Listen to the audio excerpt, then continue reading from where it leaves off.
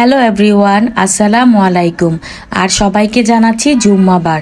আজকে শুক্রবার, আর শুক্রবার হবে মাংস খাবো না তা তো নয়। আপনাদের ভাইয়া এখানে 2 কেজি গরুর মাংস নিয়ে এসেছে। মাংসগুলো একদম ফ্রেশ ছিল, তাই ধুয়ে হাতে মেখে আজকে রান্না করব এই মাংসটা।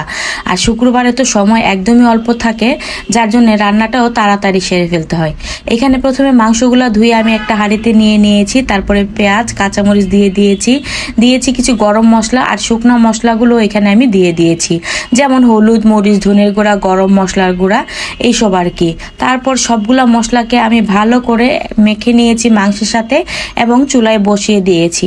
চুলায় বসানো হয়ে গেলে মাংসটা আস্তে আস্তে এক পাশে হচ্ছে, অন্যদিকে আমি আমার অন্য কাজগুলোও সেরে নিচ্ছি। আর এখানে নতুন আলু দিব আমি মাংসতে। মাংসটা একটু কষানো হয়ে গেলে আলুগুলাকেও আমি ছিলে তারপরে একটু ভেজে দিব, এই জন্য চুলার মধ্যে ভাজতে অন্য পাশে আগে থেকেই বসিয়ে দিয়েছি।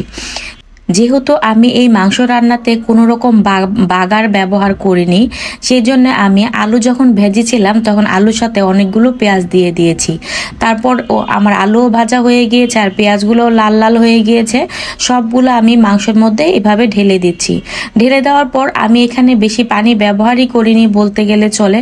মাংস থেকে অনেকটুকু পানি চলে আসছিল, আর মাংসটা তো একদম ফ্রেশ আগেই বলেছি। তারপর আমি এই আলু ভাজার কড়াইটা ধুয়ে অল্প একটু পানি এখানে দিয়ে দিয়েছি।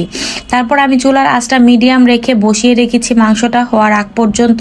আর অন্যদিকে আমি আমার হাতের অন্যান্য কাজগুলো সেরে নিয়েছি। নামাজ শেষে যখন খেতে এসেছি, মাশাআল্লাহ মাংসটা এত মজা হয়েছিল। আর দেখতে কালারটা তো মাংসের কালারটা দেখেই কিন্তু বোঝা যাচ্ছে রান্নাটা কেমন হয়েছে।